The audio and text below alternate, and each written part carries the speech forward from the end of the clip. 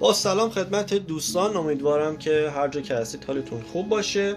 با یه آنباکسینگ دیگه اومدیم در خدمتتون. شخصیت جیسون وورهیز، برند سایدشو، اسکیل 1:6 و مربوط به فیلم جمعه 13 و یکی از محبوب ترین و مشهورترین شخصیت های فیلم های ترسناک هستش جیسون وورهیز که برندهای مختلفش هم داخل ایران وجود داره. خب بریم سراغ باکسش. دقیقا همون شخصیت جیسون وورهیز رو اومدن روی کار برای ما چاپ کردن و یه حالت ترسناک هم به کل باکس دادن، مثل قطرات خون. و چیزی هم که روی باکس ما داریم میبینیم میشه گفت تقریبا همون اکشن فیگوری هستش که داخل باکس هست، اما یه خورده حالت کانسپت آرت داره. و در کنار باکس اسم فیلم رو برای ما نوشتن و پشت کار هم نمای دیگه‌ای از این شخصیت و یکی دیگه از سلاح‌های خیلی معروفش که این تبر هست رو برای ما اینجا چاپ کردن. خب بریم سراغ آنباکسینگش و ببینیم که داخل باکس چه چیزهایی برای ما گذاشتن. خب این از داخل باکس و با یه همچین صحنه ما روبرو میشیم. بعدا برای ما یه مقوا اینجا کار کردن که این تق و کلن 2 طبقه محتویات باکس رو در بر میگیره و نگه میداره و شما میتونید به راحتی به وسیله این کار رو بیرون بیارید.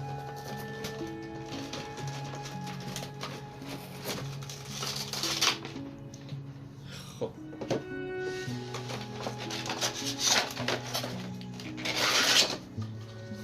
و به این حالت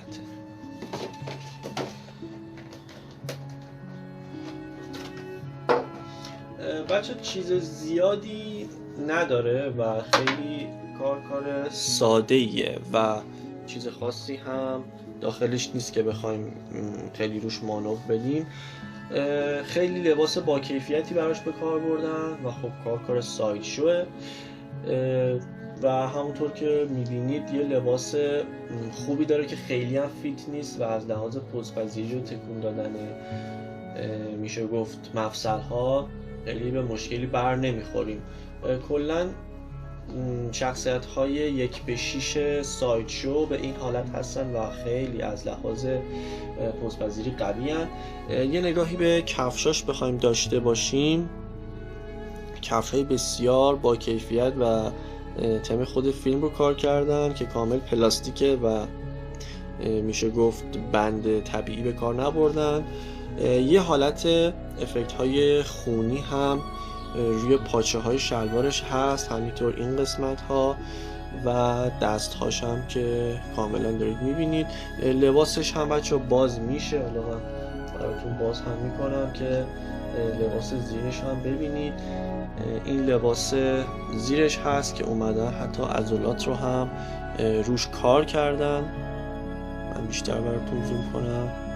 به این حالته و دوباره اومدن اون حالت پوست و اون حالت روی کفش رو بدنش هم کار کردن که حالت سوختگی داره و حالت ژلاتینی هم هستش، یعنی این قسمت ها قابل انعطافه و حالت سیلیکونیه. ماسکش در نمیاد اما خیلی صورتش رو خوب کار کردن. اون چشم های رنگیش هم معلومه از جلو و با یه زاویه خاصی که ببینید. حالا من سعی میکنم توی فیلم هم بهتون نشون بدم. و ماسکش بچه در نمیاد.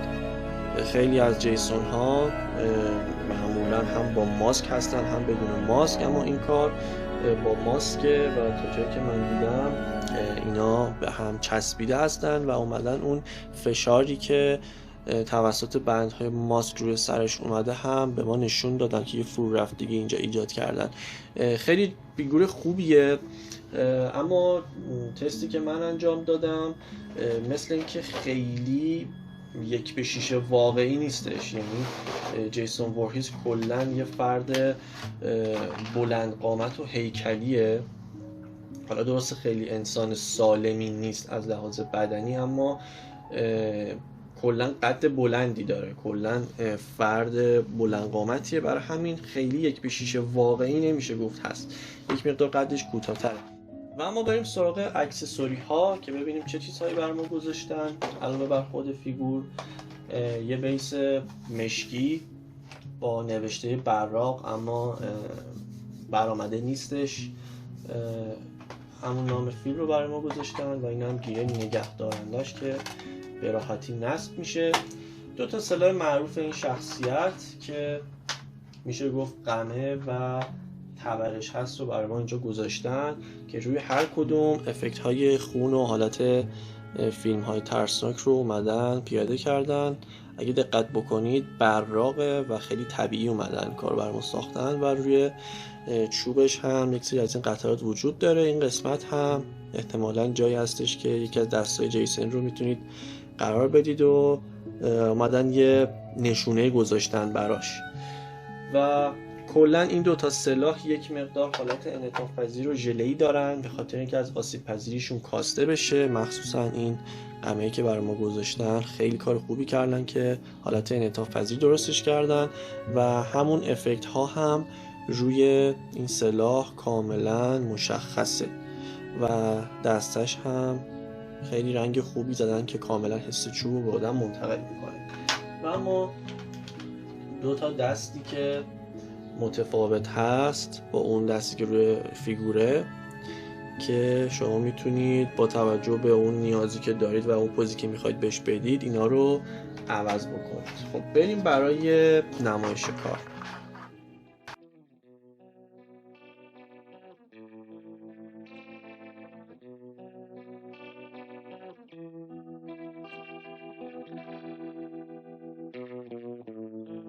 Did you really think I'd just forgive and forget?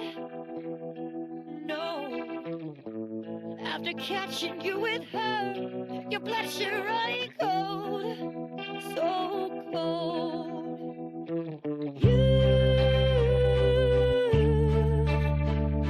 You're two-time and cheap lying wannabe.